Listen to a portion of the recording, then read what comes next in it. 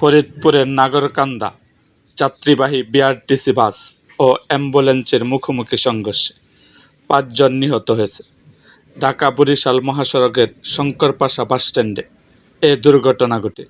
নিহতদের সবাই অ্যাম্বুলেন্সের যাত্রী ছিল বলে জানা গেছে। আজ সকালে ১০টার দিকে এ ঘটনা ঘটে।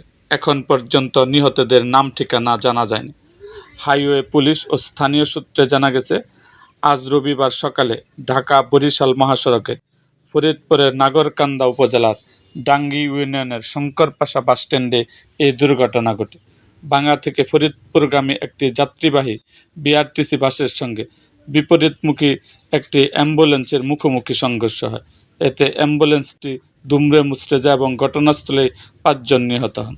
ভাঙ্গা হাইওয়ে থানার ভারপ্রাপ্ত কর্মকর্তা ওসি মোহাম্মদ হেলাল উদ্দিন বলেন, দুর্ঘটনার খবর পেয়ে নাগরকান্দা উপজেলা ফায়ার সার্ভিস ও হাইওয়ে পুলিশ দ্রুত ঘটনাস্থলে পৌঁছে উদ্ধার কাজ শুরু করে নিহতদের মরদেহ উদ্ধারের কাজ করেছে। প্রাথমিকভাবে তাদের নাম ঠিকানা পাওয়া যায়নি।